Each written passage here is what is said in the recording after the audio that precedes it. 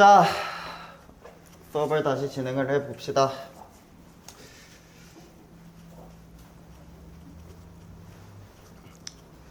우리가 다시 뭘 배우느냐? 행정법이라는 걸 배울 건데, 행정조직, 작용, 구제에 관한 국내 공법이다 라고 얘기를 했어요. 행정조직, 작용, 구제에 관한 국내 공법이다 라고 얘기를 할 때, 여기서 우리가 알 수 있는 건 처음에는 국내법이 아니라 국내법이고, 국제법은 원칙적으로는 인정이 안 되겠구나, 이런 것들을 볼 수가 있고요. 그 다음에 공법이라고 표현을 해요. 공법. 우리나라 법은 공사법 이원하라고 해서 공법 아니면 사법입니다. 공법 아니면 사법입니다. 무조건 법이라고 하는 거는 공법이거나 사법이거나 둘 중 하나여야만 합니다. 이때 사법은 우리가 입법부, 행정부, 사법부를 할 때 그 사법이 아니고 사법이라고 발음 자체도 다르게 표현을 합니다. 사법, 사법, 사법이라고 표현을 해요. 사법. 이 사법 할 때 사자가 뭐냐? 개인 사자입니다. 개인 사자. 개인과 개인의 관계들을 규율한 법이 사법이에요. 가장 대표적인 법이 뭐가 있을까? 민법 같은 게 있습니다. 민법. 개인과 개인 간의 관계를 규율한 이 민법 같은 게 가장 대표적인 사법이 되고요.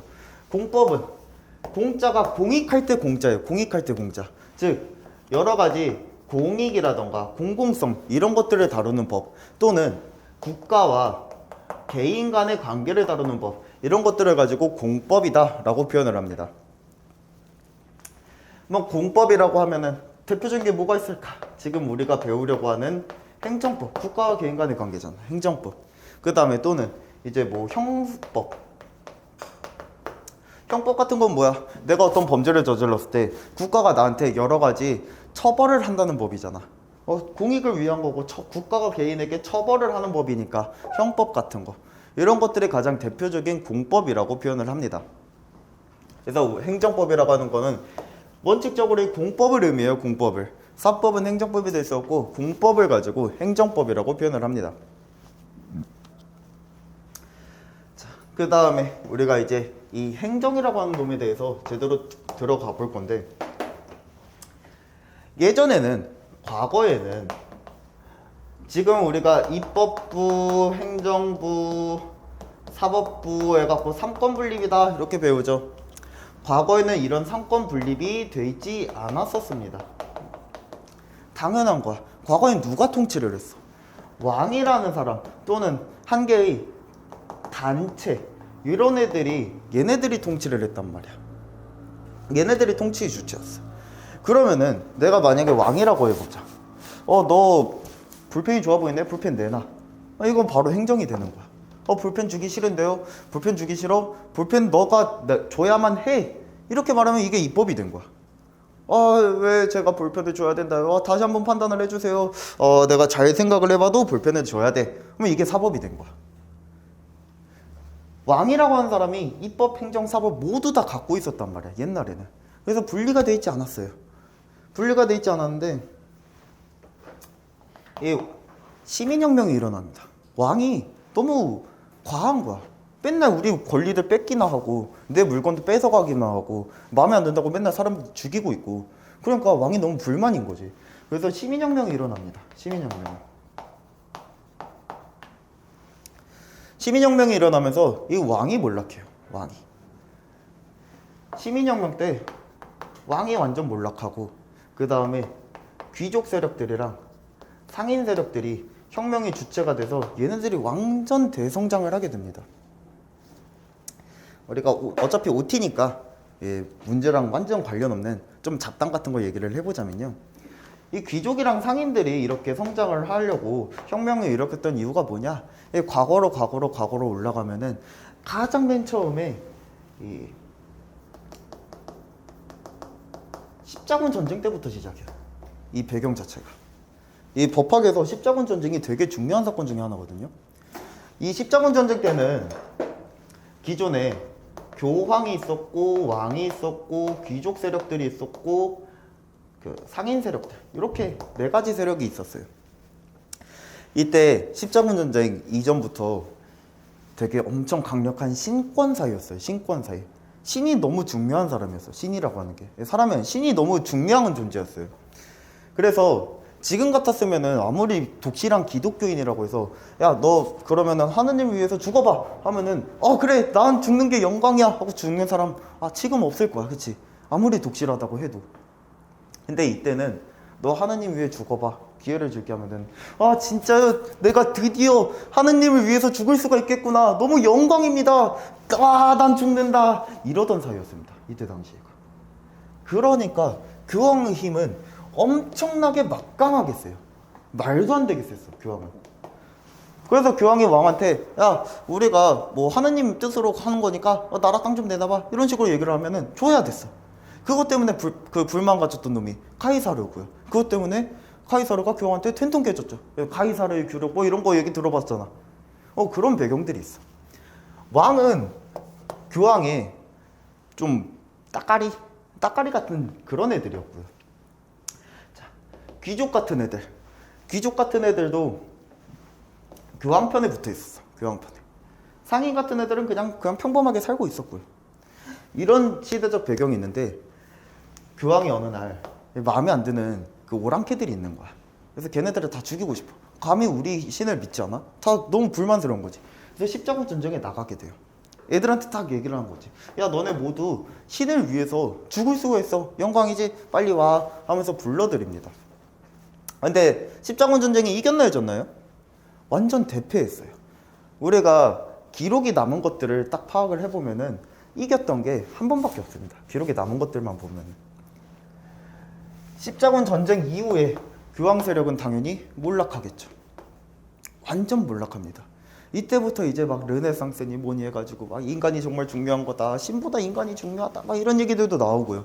그 다음에 귀족들, 이 사람들은 교황 편이었다고 했잖아. 교황이 나보고 죽을 수 있는 기회를 주겠대, 하나님 위해서. 신난다, 난 드디어 죽는다 하고 달려갔단 말이야. 다 죽었어요, 귀족들이. 완전 몰락을 했고요. 왕도 같이 가서 죽고 싶었어. 왕이 교황이랑 친하진 않았지만 어찌됐건 하나님을 위해서 죽을 수 있대. 그럼 기분 좋단 말이야. 죽고 싶었어. 근데 왕이 죽으러 가버리면 나라는 누가 지켜? 나라가 문제란 말이야. 우리 국민들이 문제란 말이야. 그래서 국민들을 위해서 왕이 남아있었어요, 국가에. 근데 마침 귀족들이 다 죽었네? 그럼 귀족 땅 다 누구 거야? 왕 거야, 이제. 귀족들이 다 죽었으니까 주인 없는 땅 아니야. 왕 거지. 왕이 완전 성장을 합니다. 그 다음에 상인들.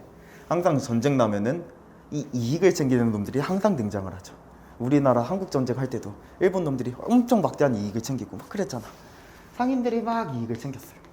그래서 왕이 성장을 하고 상인들이 성장을 합니다. 그럼 이제 왕은 어차피 교황의 힘이 약해졌어. 내가 이놈 밑에 있을 필요가 없을 것 같아. 그러니까 이놈하고 한번 전쟁 대차게 한번 해봐야겠죠. 그래도 신권사회니까 아직 교황 편에 있는 왕들도 많았어. 내가 쟤네랑 교황을 싸우기 위해서는 쟤네도 다 이겨야 돼요. 교황 편에 선 왕들도. 그러니까 얘네가 이때부터 기사들을 제대로 육성을 막 하기 시작합니다. 기사들. 우리 막 아서왕과 원탁이 기사할 때 그 기사들 있죠, 기사. 이 기사들을 육성을 하는데 현금 지금 현재 가치로 환산을 해갖고 대충 3억 정도가 들었대요. 한 명 양성을 하는데. 한 명 양성을 하면은 이 기사 한 명이 실제로 일당 100이 가능했다고 합니다. 한 명이 그 100명의 군사보다 더 강했대요. 이게 다 완전 그 철갑으로 된 그런 갑옷들을 입고 있으니까 칼 같은 걸 치고 활을 던지고 창으로 찔러도 안 찔리고 안 맞는 거야. 튕겨나가는 거야. 맞아봤자 끼케야 멍이나 조금 들지 얘가 다치질 않는 거야. 근데 이 기사라는 놈들은 어때요? 커다란 창 들고 막 확 하고 휩쓸고 다니잖아. 그래서 실제로 일당백이 가능했다고 해요. 말에도 다 갑옷 입혀갖고 말도 안 죽고. 그래서 막 기사들을 육성을 하는데 얼마 든다고? 3억 정도 든다고. 3억. 3억이란 돈이 누구 뭐 아무 데서나 구할 수 있는 돈도 아니고 너무 힘들잖아. 그래서 이 왕들이 상인들한테 세금을 엄청 빡세게 걷습니다. 세금을. 실제로 창문 개수별로도 뭐 세금을 걷고 그랬대요. 그래서 이때 당시에 지어진 건축물을 보면은 창문이 별로 없습니다. 왜? 창문 만들면 세금 내야 되거든. 그럴 정도로 세금을 완전 세게 걷어. 이때부터 상인들이 불만이 점차 쌓여 나간 거지. 같이 불만 갖고 있었던 애가 누굴까? 교황은 이제 왕한테 이제 대패를 해갖고 교황은 이제 완전 그냥 진짜 시인의 말만 전하는 그런 사람이 되고요. 정치적으로 완전 배제가 됩니다. 교황은 이제 완전 배제가 됐어. 나머지 불만인 사람, 귀족들이 불만이야. 왕이 너무 강해졌거든. 내가 왕을 견제할 수 없게 돼버렸단 말이야, 귀족들이. 그래서 이 귀족과 상인들이 결탁해서 일으킨 게 시민혁명입니다. 배경 자체가 이래요, 배경 자체가. 그러면은 귀족들은 이제 누구를 위한 법을 만들려고 할까? 나한테 여러 가지 경제적으로 지원을 많이 해줬던 상인들을 위한 법을 만들려고 하겠죠. 그래서 얘네들이, 귀족들이 직접 입법자가 되어서 입법부를 만듭니다. 입법부를 만들고, 우리 왕이라고 하는 사람이 1인이 통치하는 사회는 이제 지났다. 인치, 사람이 통치하는 인치가 아니라 우리가 법을 만들어서 법치를 합시다 하면서 법치주의라는 게 만들어지고요. 그리고 입법부 있으니까 우리가 법을 잘 만들었는지 제대로 못 만들었는지 이런 것들을 판단할 사람들이 필요해. 그래서 사법부라는 애들이 만들어지고요. 그 다음에 입법부, 사법부가 있으면은 이제 법을 집행하는 애들이 있어야 될 거 아니야. 원래는 입법부 애들이 그냥 집행을 했었어요. 같이 집행을 하다가 입법부 애들은 법만 하는 애들이에요. 법만. 법밖에 모르고 다른 건 아무것도 몰라. 그러니까 실제적인 작용이 어떻게 이루어지는지 이런 걸 아무것도 모르는 거야. 그래서 얘네가 제대로 집행을 하려고 했더니 법은 잘하는데 실제적으로 어떻게 일을 해야 될지 이 일머리가 없는 거지, 일머리가. 그래서 되게 곤란한 거야. 그래서 우리가 만든 법에 대한 집행자들을 만들어줍니다. 집행자. 얘네들이 이제 행정부가 되는 거예요. 이러면서 이 상권 분립이 형성이 되고 법치주의에 대한 관념들이 만들어지게 시작을 합니다. 자, 이렇게 개념들이 나아가면서 우리가 먼저 첫 번째로 그러면 정확히 행정이라고 하는 게 뭘까? 이 행정에 대한 관념을 쌓아나가요. 행정이란 게 정확히 어떤 걸 의미하는 걸까? 입법이라고 하는 건 되게 쉬워요. 법을 만들고 제정하고 개정하는 것. 되게 간단해. 법이 뭔데요? 법이라고 하는 건 너네들을 규율하는 명령, 의무 이런 것들이야. 말하기 되게 편하단 말이야. 잘 모른다고 하더라도. 사법은 뭐야? 법적으로 우리가 판단을 하는 거야. 이 법이 잘 만들었는지 그런 것도 판단도 할 거고, 너네들의 작용, 이 법에 의한 작용들도 법을 잘 준수를 했나 이런 것들을 우리가 판단을 할 거야. 판단작용이야. 말도 되게 편해. 행정은 법을 집행하는 거야. 집행이 뭔데? 하면은 집행이라고 하는 거는 법에서 시키는 걸 따르는 거? 근데 법에 안 써져 있을 때도 집행을 하기도 하는데 그건 뭐지? 고민을 하다가 정확히 잘 모르겠다는 거지. 그래서 정확히 행정이라는 개념이 뭐냐, 행정이 정확한 의미가 뭐냐, 이거를 일의적으로 정의할 수 있느냐, 이런 얘기들이 나와요. 우리가 먼저 일의적으로 정의를 하기 위해서 이 행정이 범위가 어디까지인가, 행정이 범위부터 찾아가는 겁니다. 어디서부터 어디까지를 가지고 행정이라고 표현을 할 거냐, 행정을 어떻게 판단을 할 것이냐, 이런 얘기예요. 어떻게 판단을 할까? 처음에는 형식적 행정이라고 표현을 합니다. 형식적 의미의 행정. 형식적 의미의 행정. 우리가 법학에서 형식적이라고 하는 것은 항상 외형상이라는 의미입니다. 외형상. 겉으로 봤을 때 행정이면 행정이다 라는 의미예요. 겉으로 봤을 때 행정이면 행정이다. 겉으로 봤을 때 어떨 때 행정기관이 하면 행정이겠다 라는 얘기입니다. 겉으로 봤을 때 행정기관이 수행을 하면은 행정인 거고, 그러면은 형식적 의미의 입법은 뭐라고 할까? 국회 같은 입법부가 수행을 하면은 형식적 의미의 입법인 거고, 그 다음에 법원이 해. 그러면 형식적 의미의 사법이다. 이렇게 표현을 하겠죠. 되게 간단해. 파악하기 진짜 쉬워요. 진짜 좋은 것 같아. 근데 여러 가지 한계에 부딪힙니다. 지방의회에서 의원 제명 처분을 할게요. 지방의회의 의원 제명 처분. 의원 니 좀 이상한 것 같아. 니 잘못된 것 같아. 너 이제 의원 하지 마. 라는 겁니다. 이게 법을 만드는 거야? 개정하는 거야? 아니죠. 법이랑 관련 없죠. 이 사람에 대해서 너 잘했다 잘못했다 라고 얘기를 하는 거지 법이랑은 전혀 관련 없죠. 그러면 이거를 가지고 제명을 하는 게 판단하는 거야? 판단? 판단도 아니지. 어떤 거야 이거는? 너 이제 나가. 법에 대해서 의원 제명에 대한 여러 가지 규정이 있을 거고 이 규정들을 통해서 너 이제 의원 하지 마 라고 하는 거 아니야. 이건 법 집행작용이죠. 그래서 형식적 의미는 뭐야? 형식적 의미로 봤을 때는 입법이지만 형식은 입법이지만 실질은 뭐라는 거야? 행정이라는 거야. 더 쉬운 거. 법관 대법원에서 법관을 보충한대요. 법관을 보충한대. 법관을 보충하는 게, 이 판사들을 보충하는 게 이게 법적 판단 작용이야? 아니죠, 그거는. 뭐야? 새로 뽑겠다. 공무원 뽑겠다. 행정작용 아니야, 행정작용. 이것도 어떻다. 형식적 의미로는 사법이지만 실질적 의미로는 뭐다? 행정이다. 뭔가 이상한 거지. 야, 저거를 사법이라고 또는 입법이라고 표현을 하는 게 진짜 맞는 거냐? 좀 아닌 것 같아. 잘못된 것 같아. 어떻게 하면 될까? 그래서 우리가 이제 형식적 의미로 판단하지 말고 실질적 의미로 판단을 합시다 라고 해요. 실질적 의미.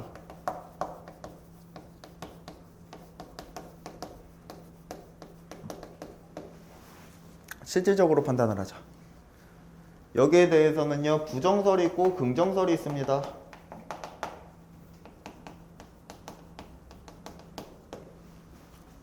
부정설이 있고요, 긍정설이 있습니다. 실질적으로 판단하는 게 잘못됐다. 형식적으로 판단하는 게 더 나을 거다. 아니다. 실질적으로 판단을 해야 된다. 이렇게 부정설, 긍정설 두 가지가 있는데, 부정설 첫 번째,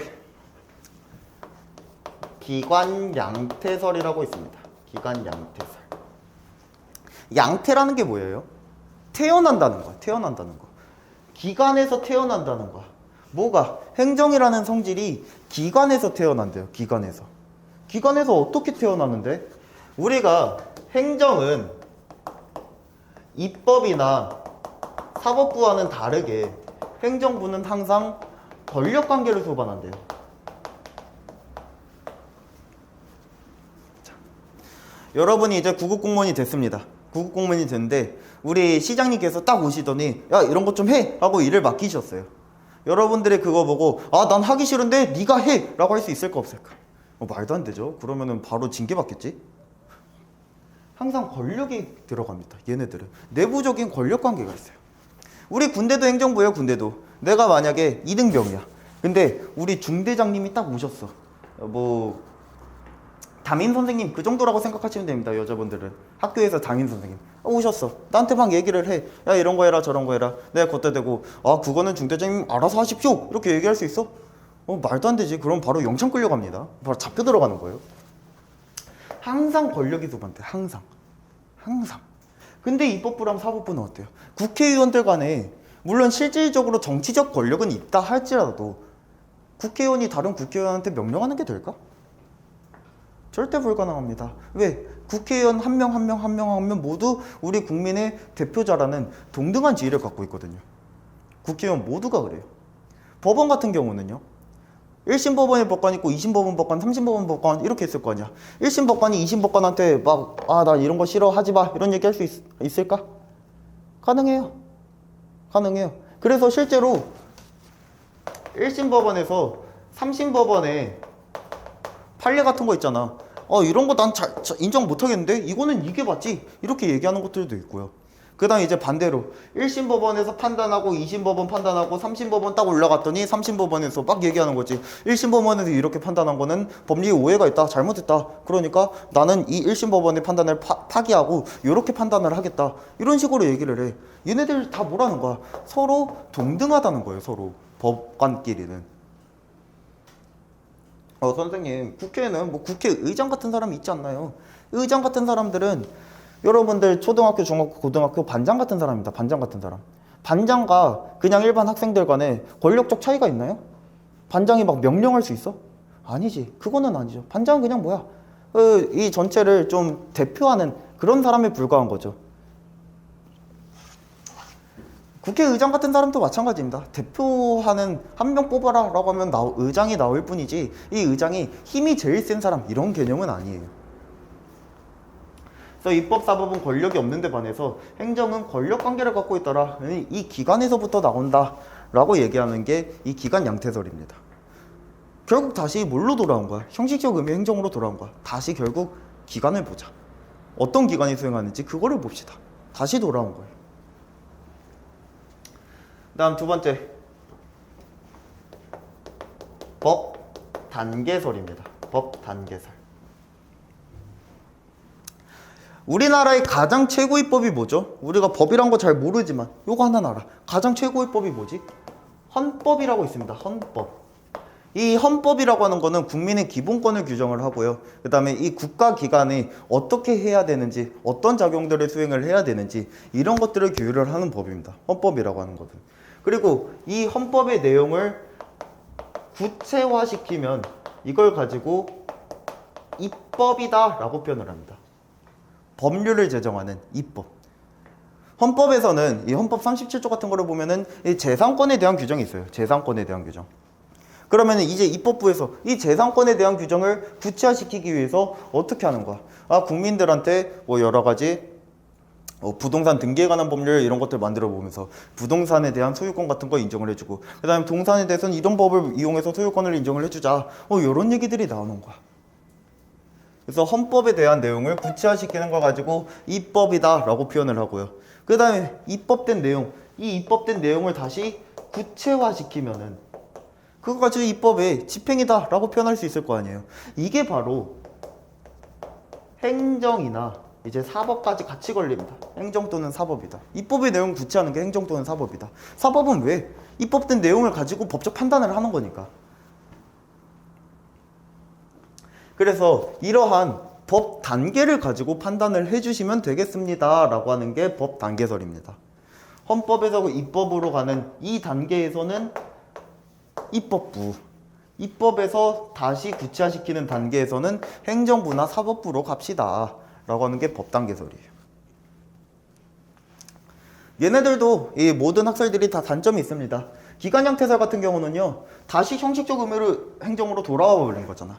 그러니까 이제 어떻게 되는 거야? 다시 형식적 의미의 행정의 한계점들이 다시 나타나는 거예요. 실제적인 작용은 행정작용이 아닌데 우리가 행정이라고 불러야 되고, 실제적인 작용은 입법작용인데도 불구하고 행정이라고 불러야 되고, 그 다음에 실제적인 작용은 행정이 맞는데 우리가 입법이라 불러야 되고, 이런 단점들이 다시 나타나.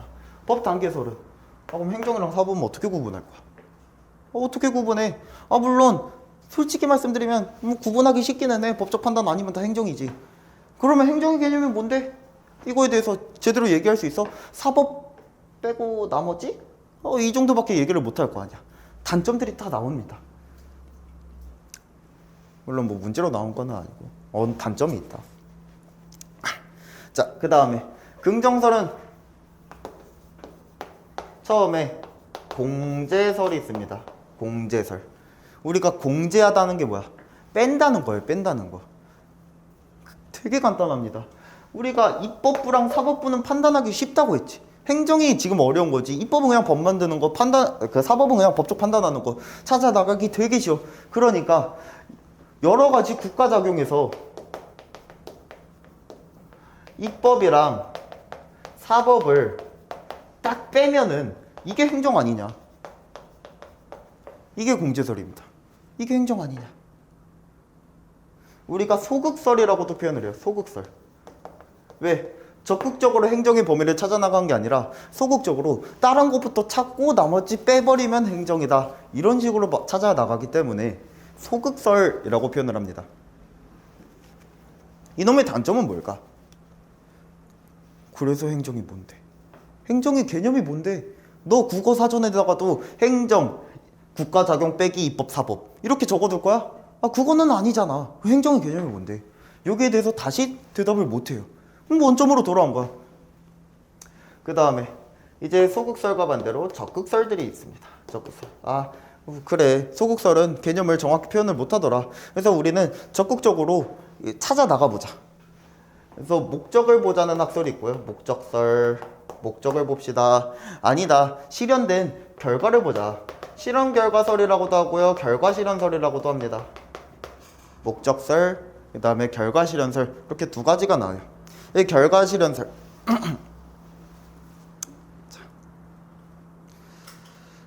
목적설은요, 우리가 여러 가지 국가작용에 목적을 보자는 거야. 입법은 법을 만드는 게 목적이 있는 거고, 사법은 법적 판단의 목적이 있는데, 즉 입법과 사법은 둘 다 목적이 뭐냐? 법이 목적입니다. 법이 목적이 맞춰져 있어. 근데 행정은 목적이 법이 아니래요. 행정은 목적이 공익이래요. 그래서 서로 목적이 다르니까 공익을 찾아 나가는 작용들을 보면 이게 행정 아니겠느냐라는 게 목적설입니다. 이것도 말은 좋아.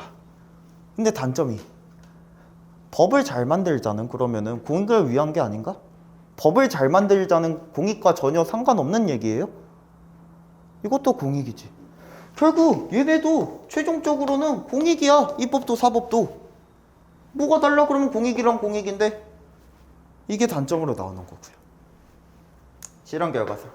얘는 이제 최종적으로 실현된 결과를 봅시다 라고 얘기를 합니다. 최종적으로 실현된 결과를 봅시다. 우리가 이 입법이나 사법과 다르게 행정이라고 하는 건 결과 자체가 다를 거라는 거야. 뭐가 다른데 우리가 특히 입법이랑 다른 게 입법 같은 경우는 실현되는 결과 자체가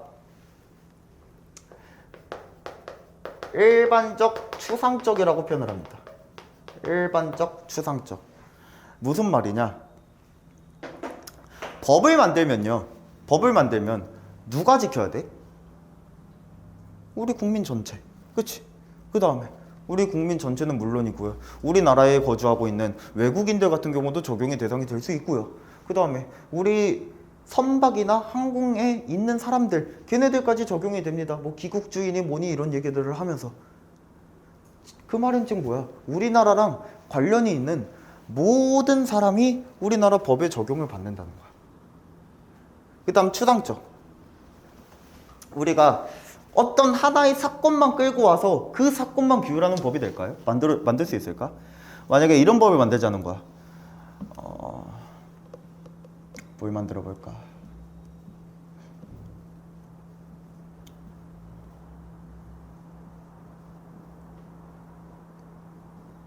최근에 뭐 사건 사고 같은 거 뭐 있을까?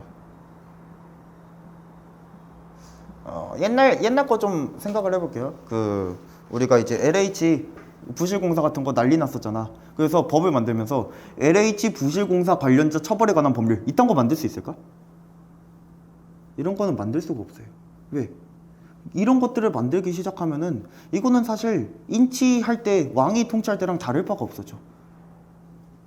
나는 그냥 잘 지내고 있었어. 내가 횡단보도 있네. 횡단보도 건너야지 하고 건넜어. 근데 내가 손을 안 들고 건넜어. 우리 손 들고 지금 이 나이 먹고 손 들고 건너는 사람 없잖아. 손 안 들고 건넜어. 그랬더니 갑자기 나한테 쭉 오더니 정진상이 횡단보도 손 안 건넜을 때 관한 처벌에 관한 법률 이딴 거 만든 다음에 나 처벌하겠대. 난 이거 왕이 그냥 나 기분 나쁘니까 죽이겠다는 말이랑 뭐가 달라. 그치? 그래서 원칙적으로는 항상 사건 자체가 추상적이라는 거야. 어떤 하나의 특별한 구체적인 하나의 상황을 가정을 해두는 게 아니라 그냥 일반적으로 언제든지 추상적으로 언제든지 지켜야 돼 라고 하는 거예요. 반면에 행정이라고 하는 건요, 내가 너한테 세금 부과할 거야. 세금 부과한다고 하면은 내가 부과하겠다는 그 대상한테만 효력이 있는 거죠. 우리 국민 전체가 아니라 세금 통지서를 받은 나만 세금을 내면 되는 거 아니야. 그치? 대상 자체가 개별적입니다. 원칙이. 그 다음에 사건 같은 거 당연히 특정이 돼 있겠죠. 내가 언제 어디서 무엇을 샀으니까 여기에 대한 세금을 내세요 하고 사건 자체를 항상 특정을 해둔단 말이야. 구체적이다. 그래서 실현되는 결과 자체가 입법은 일반적이고 추상적인데 반해서 행정이라고 하는 건 개별적이고 구체적이라는 거. 그러면은 사법이랑은 뭐가 다른데요? 이 사법이랑은 또 달라진 성질이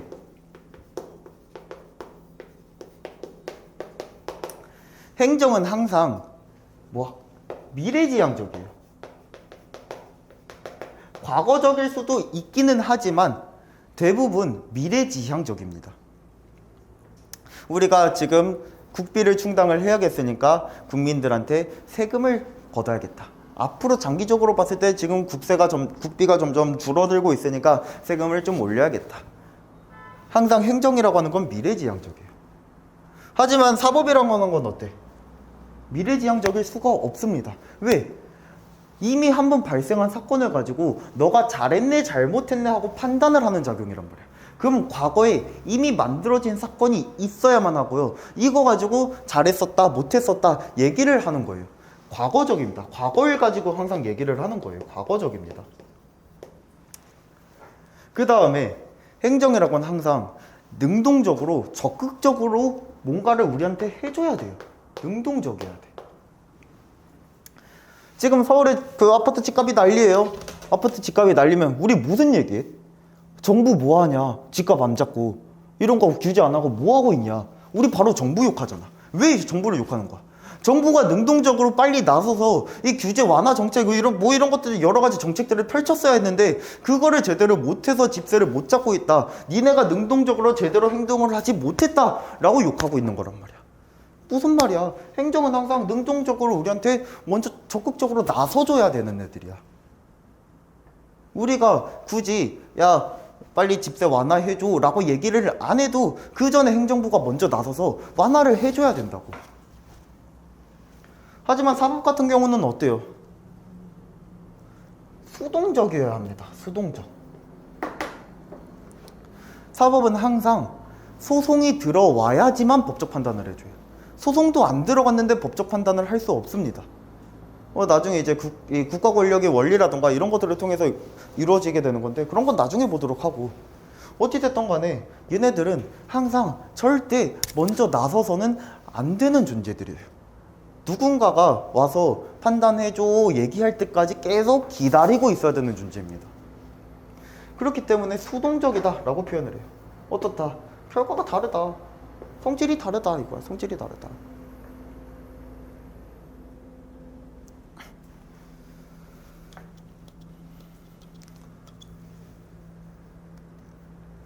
이 실현결과설 또는 결과실현설을 양태설이라고도 표현을 해요. 양태설.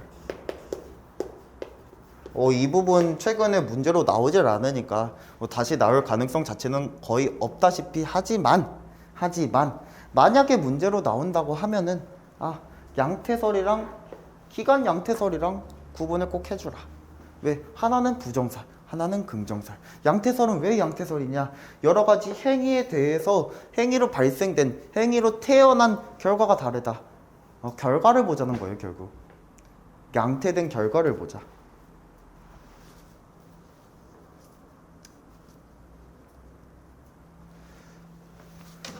문제로 나오면요, 여러분들이 이거를 물론 안 나올 거야. 너무 옛날 스타일, 너무 옛날 스타일. 이런 학설들 이제 문제 안 나와요. 판례들 문제 나오지 학설들 문제 안 나오는데, 만약에 나온다고 하고 가정을 하고 공부를 할 때 이 이름들을 잘 생각을 해봐요. 이 이름들이 괜히 이름이 붙여진 게 아니잖아. 그 이름에서 얘네가 왜 이런 이름인지 성질들이 다 나타난단 말이야. 기간 양태설, 기간에서 나온다. 기간을 본다는 말이네. 그러면 형식적 의미 행정 그 개념이구나. 그러면은 실질적 의미 행정에 대해서는 부정설이겠구나. 법 단계설. 법의 단계를 보겠다. 헌법, 그 다음에 구체하면 입법, 그 다음에 구체하면 행정. 그거 얘기한 거잖아. 그러면은 헌법을 구체하는 기관이 입법기관, 뭐 행정기관 그런 얘기 하겠네. 그러면 형식적 의미 행정 쪽으로 가겠네. 이런 식으로 판단을 해주시는 거고. 공제설은 뭐다? 사법, 입법 빼면은 나머지 행정, 공제 뺀다. 공제. 그 다음에 목적설. 목적을 보겠다. 행정의 목적이 다른 애들이랑 목적이 다르더라. 결과설. 발생하는 결과가 다르. 이 결과설 가지고 바꿔서 내는데 틀리는 사람은 없습니다. 왜? 우리가 이런 표현들은 앞으로도 계속 볼 거거든요. 앞으로도 계속 봐, 우리가. 그래서 저 친구는 내가 이미 알고 있다고 수업하는 애들 계속 그치 그게 맞지 그게 계속 끄덕이고 있어. 우리가 소송 파트에서도 이런 얘기 내가 했단 말이야. 소송 파트에서도 우리가 어차피 계속 보는 것이기 때문에 이런 것들은 절대 까먹질 않아요. 그냥 이름만 기억하면 되는 거야, 얘네들은. 이름만 기억하고 부정으로 가는지 긍정으로 가는지 그것만 기억하면 끝이에요. 여기 파트는. 문제에서 나올 때도 그거 이상으로 어렵게 안 냅니다. 나오지도 않겠지만.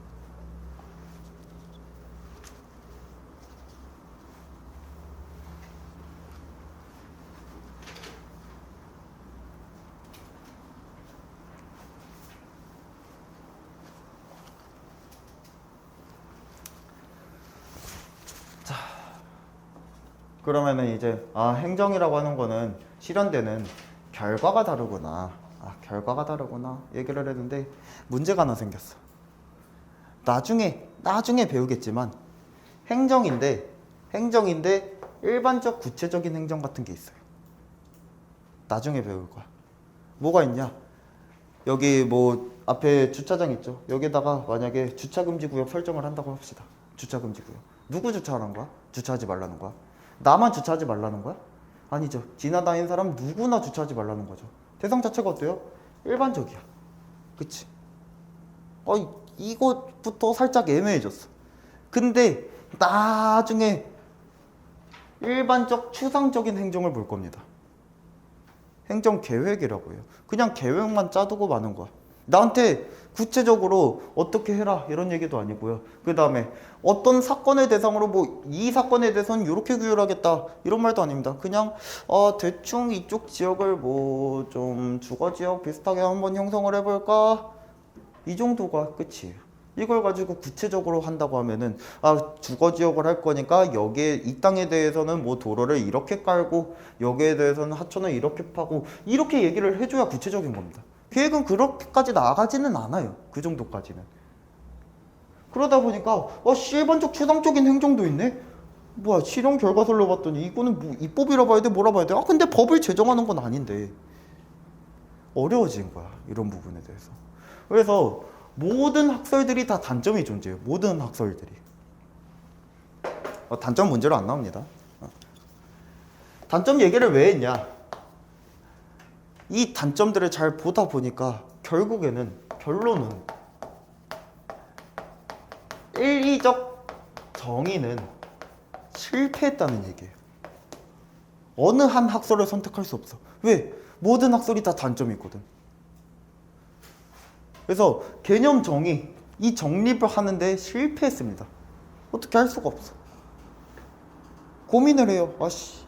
그러면은 그냥 법 집행이다 대충 이래버리고 더 이상 우리가 표현을 할 수 있는 방법이 없는데 그거를 그냥 법 집행 이러고 끝내버릴 수는 없고 정확히 최대한 범위라도 확실하게 확정을 지어놔야 되겠는데 어떻게 할까 고민을 하다가 이 행정의 특징들을 나열을 하기 시작해요. 행정의 특징들을 나열을 하기 시작을 합니다. 특징이 뭐가 있을까 잘 생각을 해봤더니 첫 번째로는 공익을 수행하는 작용이래요. 앞에서 나왔던 거 좋은 것들만 이제 다 끄집어갖고 짬뽕을 시키는 거야. 공익을 수행하는 작용이래요. 그 다음에 두 번째 행정 주체가 수행하는 작용이래요. 행정 주체가 안 돼요. 그 다음 세 번째 형식이 다양할 수 있대요. 형식의 다양성. 형식이 좀 다양할 수 있대요. 이런 형식도 될 수 있고 저런 형식도 될 수 있고 겉으로 봤을 때 뭐 입법 같은 형식일 수도 있고 사법 같은 형식일 수도 있고 뭐 다양한 되게 수많은 여러 가지 형식으로 일반적 추상적일 수도 있고 일반적 구체적일 수도 있고 다양하게 형식이 나타날 수 있대요. 그 다음 원칙적으로 구체적 사안에 대한 집행이래요. 원칙적으로 구체적 사안에 대한 집행이 원칙이래요. 그래서 아까 말씀드린 일반적 추상적인 행정계획이라는 놈에 대해서는 아직도 입법행위냐 행정행위냐 아니면은 입법도 행정도 아닌 완전 별개의 행위냐 이거에 대한 논란이 아직도 있습니다. 아직도 학설 대립이 여기는 심해요. 일단 어떻게 하다 구체적인 사안에 대해서 집행한다는 것이 원칙이다 라고 표현을 하고요. 그다음 마지막으로 공권력을 사용해서 일방적으로 수행을 한대요. 공권력을 사용을 해서 일방적으로 수행을 한대요. 세금 부과할 때 우리한테 와가지고 저 혹시 세금 내주시면 안 될까요? 아 내기 싫은데 안 되신다면 어쩔 수 없죠 하고 돌아가요? 아니죠. 안 되신다면은 우리가 너희 재산을 강제로 압류를 해갖고 뺏어가야 할 수밖에 없겠네요. 이래버리는 거지. 그치? 항상 일방적으로 강제적으로 들어오는 작용들입니다. 행정이라고 하는 작용들은. 그래서 그런 개념들이 조금 특징이 만들어질 수 있겠구나 라고 판단을 해나가기 시작을 합니다.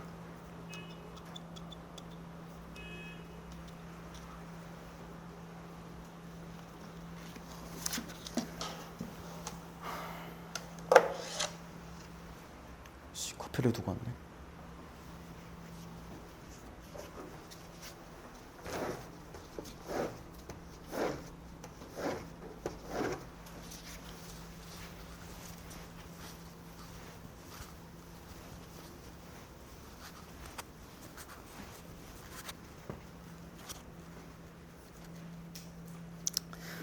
자, 그러면 이제 행정이라고 하는 것들을 여러 가지로 분류를 해나갑니다. 행정이라고 하는 것들을. 첫 번째, 주체에 따른 분류. 주체에 따른 분류. 국가가 하는 행정이 있고요. 지방자치가 하는 행정이 있고요. 위임받아서 하는 행정이 있습니다. 국가행정, 자치행정, 위임행정. 이 행정의 주체가 누가 되느냐? 국가가 나서서 하는 거냐? 아니면 지방자치단체 같은 자치단체들이 나서서 하는 거냐? 위임받은 누군가가 하는 거냐? 우리 국방 같은 거 어때요? 국방.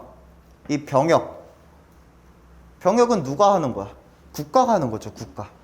이 병역은 자치가 할 수가 없습니다. 선생님 저희 뭐 여기 근처에 지방병무청 있는데요. 요거는 뭔가요? 지방병무청도 국가 소속이에요. 만약에 뭐 서울병무청 했을 때 서울병무청은 서울 소속인 게 아니야. 국가 소속이야. 국가 소속. 만약에 서울병무청이 서울 소속이라고 해버리면 그 서울병무청 소속 그 산하에 있는 그 기관들은 다 서울시 소속이 되는 거잖아. 그러면 서울시만의 군대가 하나 만들어져 버린 거야. 우리나라에서 인정해줄까? 절대 안 해주지. 쿠데타 일어나면 어떡해? 말도 안 되지. 절대 인정 안 해줘요. 그러다 보니까 이 국가행정의 가장 대표적인 게 국방입니다. 국방. 가장 대표적인 게. 자치행정 같은 경우는요.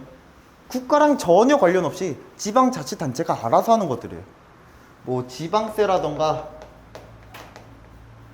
뭐 지방복지 같은 거. 만약에 여기서 이 고등학교 대상들한테도 무료급식을 시행을 하겠대요. 무료급식. 이런 거 국가한테 허락 받을까 안 받을까? 아예 안 받아요. 국가한테 허락 아예 안 받아요. 그냥 우리가 하고 싶으면은 누구한테 허락을 받는 거야? 우리 그 주민들의 대표자인 누구? 지방의회. 얘네들한테 허락 받으면 할 수 있습니다. 이 대통령한테 안 가요. 지네들끼리 알아서 한단 말이야. 그러면은 그런 얘기도 할 수 있겠죠. 국가행정과 자치행정을 비교를 해봤을 때 자치행정이 국가행정한테 뭐 귀속된 존재냐, 밑에 산하단체냐, 얘네들이 대등하고 동등한 거냐? 동등하다는 얘기입니다. 동등하다, 대등하다. 국가와 지방자치단체는 원칙이 대등하고 동등합니다. 원칙이. 왜? 서로 하는 일이 아예 다르거든.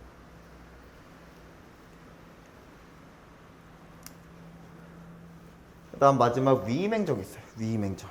위임행정은 원래 국가의 일인데 지방자치단체한테 또는 원래 국가의 일인데 뭐 여러 가지 그 공법상 기업들, 뭐 공기업들 얘네들한테 위임을 해주는 것들이 있습니다. 뭐 가장 대표적인 게 철도산업 같은 거 누구한테 위임이 돼 있어요? 코레일한테 위임이 돼 있죠. 코레일. 우리 코레일 들어갔으면은 공무원 됐네, 잘 됐다, 축하한다 라고 얘기하나요? 아니죠. 좋은 공기업 잘 들어갔네 라고 얘기를 하는 거지. 얘네들 기업이에요. 기업인데 국가한테 철도에 관한 것들 너네가 책임져라 하고 위임을 받은 애들이란 말이야. 이럴 때는 위임행정 뭐 이런 식으로 표현을 하고요. 뭐 지방자치단체가 얘네가 받을 수도 있어. 위임을. 그러면 이제 아까 국가와 지방자치단체가 동등한 게 원칙이라고 했죠. 다만 뭐라고 얘기할 수 있는 거야? 위임행정일 경우엔 예외적으로 국가가 지방자치보다 강하다, 세다. 지방자치단체는 국가의 명령을 일방적으로 받아야만 합니다. 이런 식으로 표현을 할 수가 있게 되겠죠.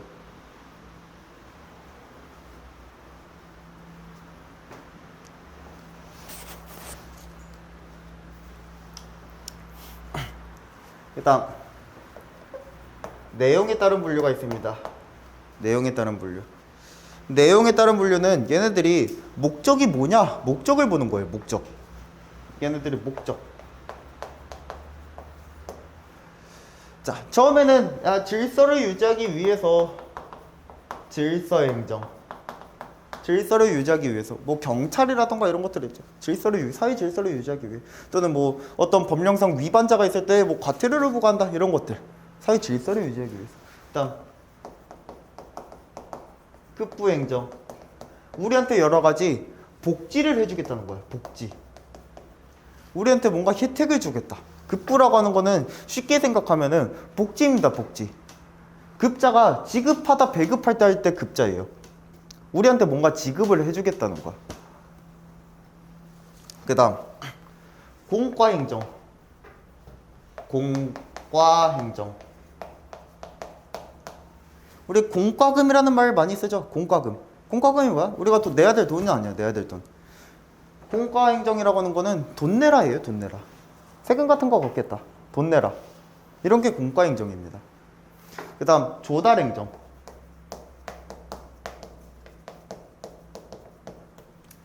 공과는 뭐 줘라? 돈 달라. 돈 외적인 건 조달행정입니다. 돈 외적인 거.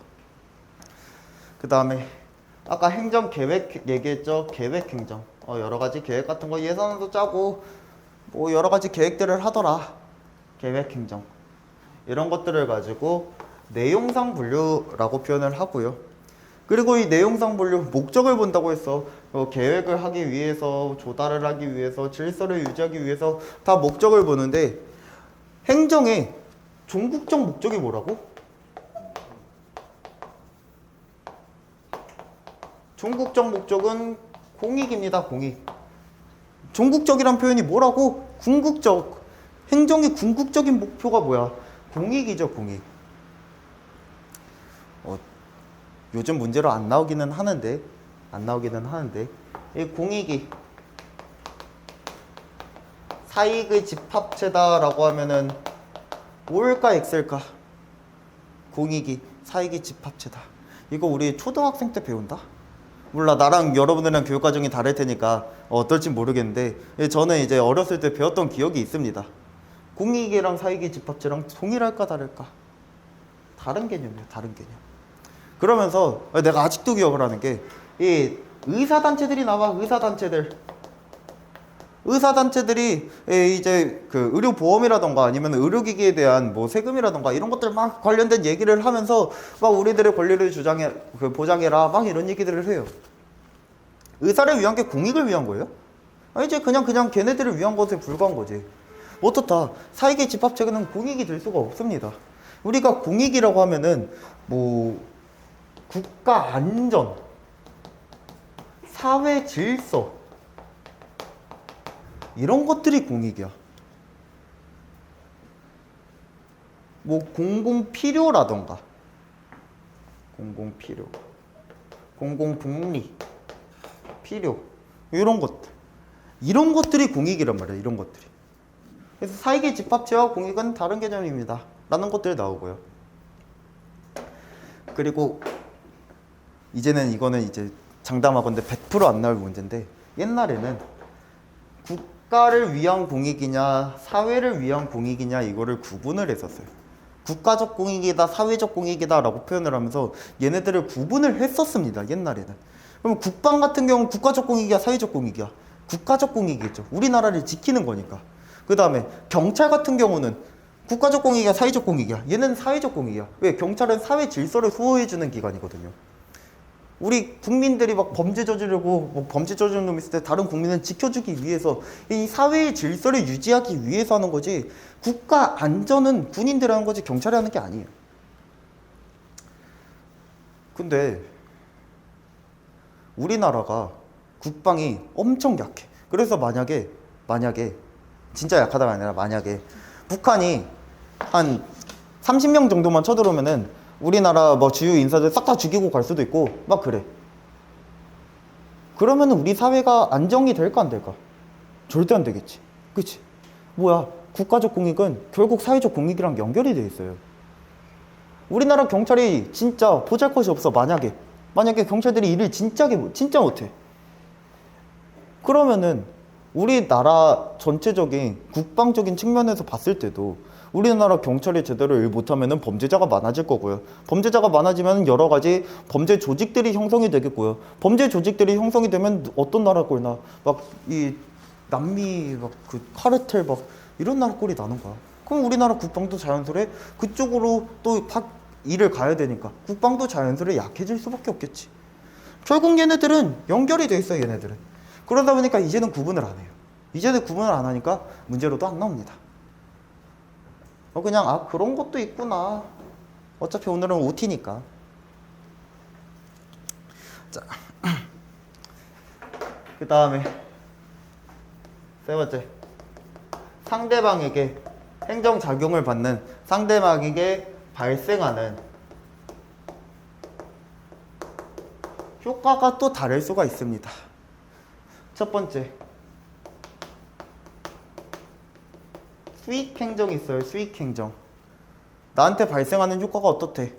수익적이라는 거. 이익이 된다는 거야. 나한테 이익이 된다. 여러 가지 나한테 뭐 허가를 해준다거나 아니면은 권리를 부여해 준다던가 나한테 의무가 있었는데 의무를 소멸시켜 준다던가 이런 것들이 수익행정입니다. 두 번째, 이렇게 하자. 수익이 있으면 뭐가 있어? 반대가 있어야지. 나의 권리를 빼앗는 것, 나의 이익을 침해하겠습니다. 침익적 행정이 있습니다. 침익행정, 침익적 행정. 얘네들은 기존에 허가했던 거, 영업 허가했던 거 이거 정지한다던가 취소한다던가 권리 의무, 반대로 얘기하면 되겠지. 권리를 소멸시켜 준다던가 의무를 새롭게 부과한다던가 이런 것들이 침익행정이 되겠죠. 옛날엔 그냥 이렇게 이원화를 했어요. 수익 아니면 침익이겠지. 근데 지금 현재 상황을 봤더니 모든 행위들은 거의 다 모든은 아니지만 거의 대부분의 행위가 복효적 행정, 복효, 이 두 가지 효과를 같이 갖고 있대요. 수익과 침익의 효과를 같이 갖고 있대요. 1인에게 수익이면서 동시에 침익일 수 있습니다. 수익이면서 동시에 침익일 수 있습니다. 수익이면 수익이고 침익이면 침익이지. 뭐 동시에 발생하면은 플러스 마이너스 0 아니야? 그럼 0이지. 왜 굳이 복효적이라고 표현을 해? 이런 상황이 있어요. 내가 만약에 여기 길 앞에서 포장마차 하고 싶어. 포장마차 하려면은 이 포장마차에 대한 허가를 받아야겠죠. 내가 포장마차 허가 받았어. 기분 좋아, 나빠? 하고 싶은 거 할 수 있으니까 좋죠. 수익이지. 포장마차 허가는 수익이야. 그치? 근데 지금 내가 포장마차를 여기 길거리에서 하는 거잖아. 이 도로 아니야, 도로. 우리가 공익적으로 사용을 하고 있는 도로 아니야. 그거를 내가 지금 내가 점에서 내가 온전히 이 도로를 나 혼자 쓰겠다는 거 아니야. 그러면은 국가가 나한테 최소한 사용료는 내라고 얘기를 할 수 있겠지. 사용료는 내라. 그래서 포장마차 허가를 하면서 사용료 납부를 명합니다. 돈 내는 거 기분 어때요? 돈 내는 거 좋은 거야, 나쁜 거야? 좋은 사람. 오늘 기름값이나 볼게. 좋은 사람 있어? 자, 나쁜 거죠. 침익이죠. 그래서 수익이랑 침익이 1인에게 동시에 만들어진다더라. 이걸 가지고 굳이 플러스 마이너스 해갖고 0이다 라고 하긴 좀 애매한 상황인 것 같아. 그러니까 그냥 아예 수익이다 침익이다, 수익 침익 둘 다 만들어진다, 이렇게 얘기를 합시다 라는 게 나오고요. 이거보다 더 중요한 거는 1인에게는 수익인데 타방, 다른 사람한테는 침익일 때, 또는 1인에게 침익인데 타방에게는 수익일 때, 다른 사람들한테.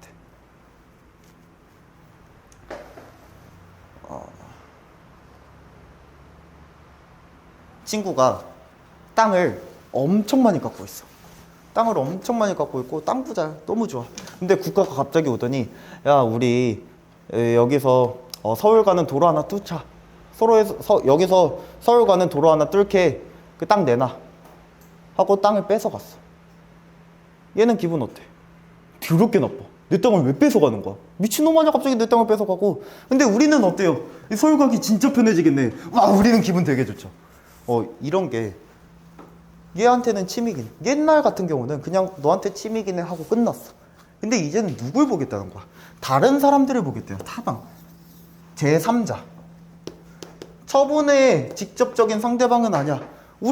우리가 땅 뺏긴 거야? 아니야. 우리는 처분의 직접적인 상대방이 아니야. 행정작용의 직접적인 상대방이 아니야. 우리는 아니지만 우리가 여러 가지 이익을 얻게 된 거야.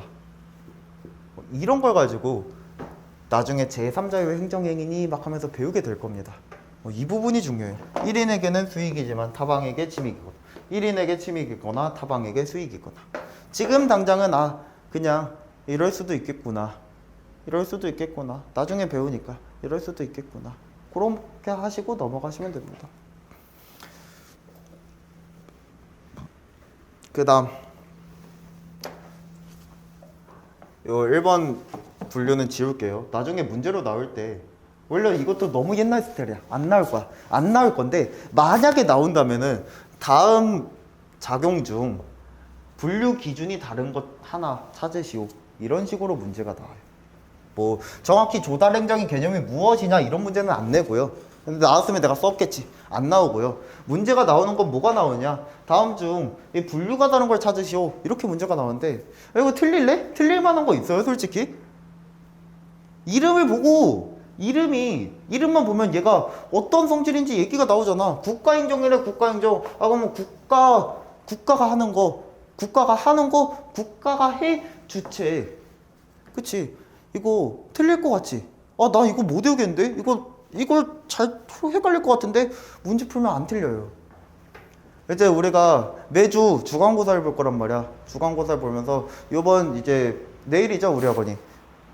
여기가 내일인데 내일 주간고사 볼 때 문제 낼 게 없으니까 이런 것들을 낼 거예요. 낼 건데 보면요, 진짜 쉽네, 정말 쉽네 하고 넘어가질 겁니다. 되게 쉬운 부분들이요. 우리가 굳이 외울 필요도 없어. 그냥 수업 한 번 들었으면 다 풀립니다. 수업 한 번 들었으면.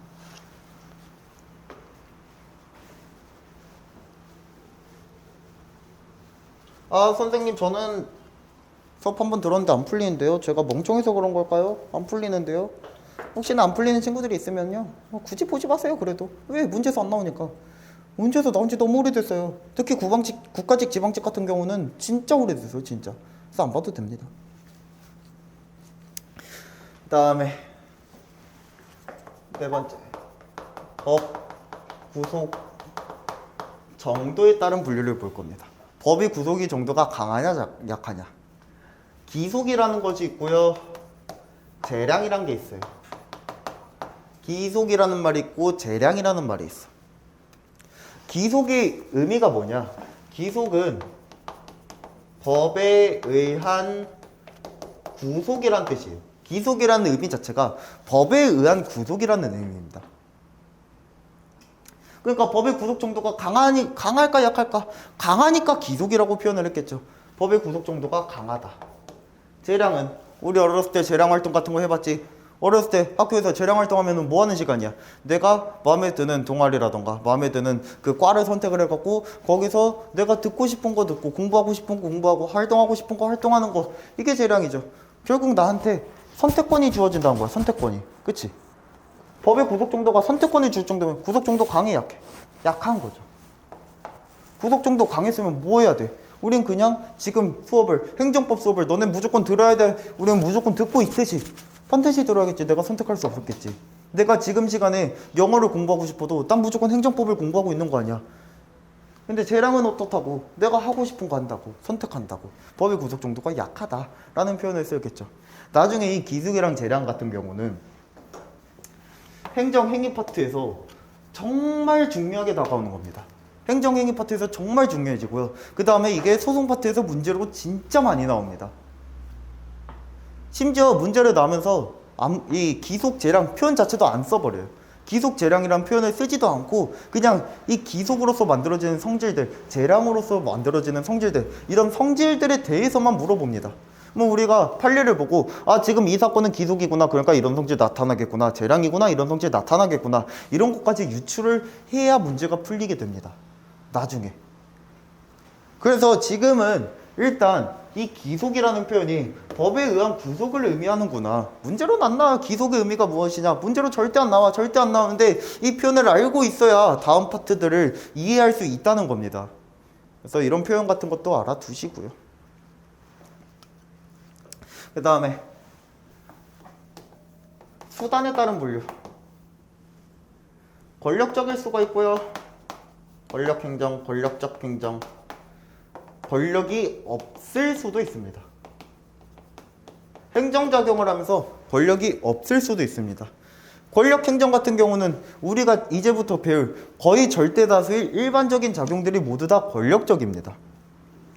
그래서 권력을 통해서 일방적으로 내용을 집행하고 결정하고 강제하겠습니다 라고 하는 것이 권력행정이고요.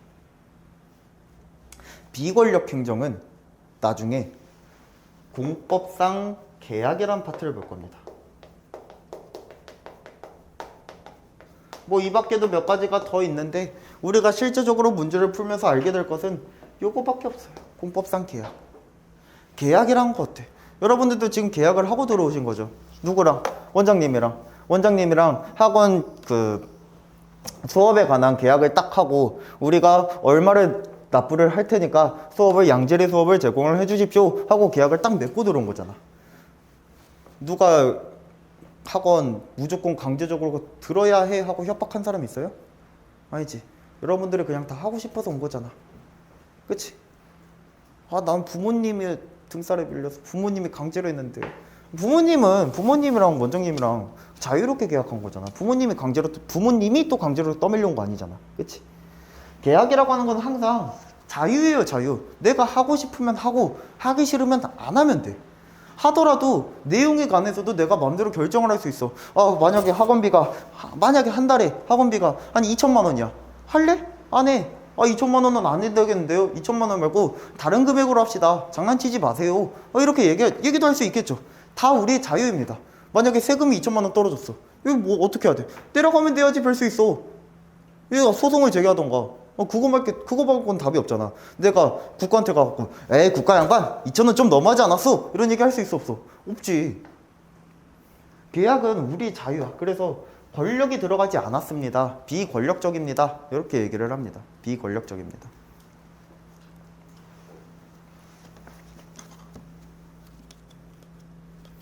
그 다음에 마지막으로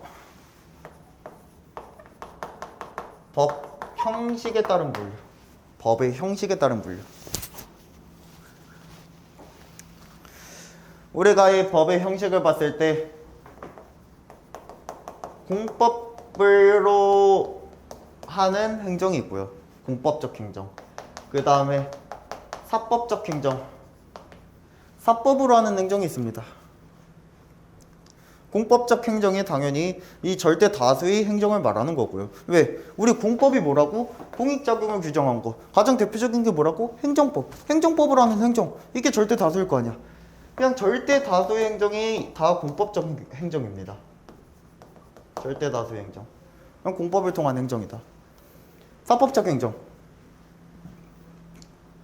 우리가 국고작용이라고 합니다. 국고작용. 무슨 말이냐? 여러분들이 공무원이 되세요. 공무원이 돼서 뭐 일을 하고 있던 와중에 이 해당 공무소의 사무실 비품이 다 떨어졌네? 그래서 내가 비품을 사려고 문방구에 갔습니다. 문방구에 갔을 때 문방구 아저씨한테 나 공무원이야 볼펜 한 개당 50원에 내놔 이렇게 얘기할 수 있어요? 없지. 어떻게 얘기해야 돼? 난 공무원이지만 남들이 똑같이 1,000원에 사가듯 나도 1,000원에 사는 거죠. 그렇게 보면은 나를 굳이 공무원이란 걸 초점을 볼 필요가 있나? 초점에 맞춰서 볼 필요가 없어. 난 공무원의 신분으로 들어가긴 했지만 내가 실제적으로 하고 있는 건 뭐야? 공무원이 아니라 일반 국민으로서, 일반 개인으로서 그냥 개인이 개인한테 물건 사고 있는 거랑 똑같아요. 그치? 국가관계 이렇게 파악을 합니다. 아무리 국가가 간 거, 공무원이 가서 그 국가카드, 이 국가카드로 긁었다고 하더라도, 공무원, 이 공무소 카드로 긁었다 하더라도, 이거를 국가, 공무원으로 보지 않고 일반 개인으로 보겠다는 거야. 국가를 국가로 보지 않고 개인으로 보고, 국가를 개인으로 보고, 국가가 개인으로 봤으니 이제 법을 적용할 때 어떤 법을 적용해? 개인을 규율하는 사법을 적용시켜서 판단을 하겠다는 거예요. 그런 작용들을 가지고 국고작용이라고 합니다. 지금은 그냥 국고작용이라고 하는 것은 국가를 개인으로 보고 사법 적용을 하는 거구나 이렇게만 알고 계세요. 이거 이상으로 뭐 볼 필요는 없고요. 나중에 권리 파트 하면서 그때 다시 제대로 설명을 해드리도록 할게요. 그때. 지금은 뭐 OT니까. 자, 이렇게 이제 여러 가지 방법으로 우리가 규율을 했었고요. 이런 것들 문제로 나오면은 그냥 안 나오겠지만 끼케야 다음 중 분류 기준이 다른 것들은 이런 정도의 문제니까 어렵지 않게 풀 겁니다. 뭐 되게 어려운 말 때 기속이랑 재량이란 말은 제가 너무 어려워갖고 기억을 못 하겠는데요. 이거는 어차피 우리가 행정법을 배우면은 끝까지 다 배우면은 기속이 뭔지 재량이 뭔지 이걸 헷갈릴 수가 없어요.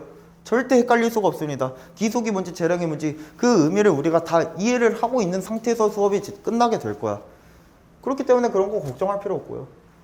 공법이니 사법이니 너무 어려운데요. 이게 공법이다 사법이다 이런 표현도 우리가 끊임없이 볼 겁니다. 끊임없이. 국고작용 이 말 너무 어려운데요. 끊임없이 볼 거야. 끊임없이. 맨날 볼 거야. 맨날. 그러다 보니까 우리가 자연스럽게 터득을 할 개념들입니다. 얘네들은. 그래서 지금은 표현 너무 어려운데 이렇게 뭐 대충 설명해도 돼요. 지금 당장은. 어차피 우리가 계속 보면서 이해할 수밖에 없는 내용들이니까. 이런 거 다 빼고 나면은 나머지는 쉽지 않아요? 수익이다, 침익이다, 권력이다. 다음 중 다른 거 하나 찾으시오. 권력이다. 이걸 누가 틀려? 그런 정도니까 가볍게만 봐주면 돼요. 가볍게만. 10분 쉬고 하겠습니다.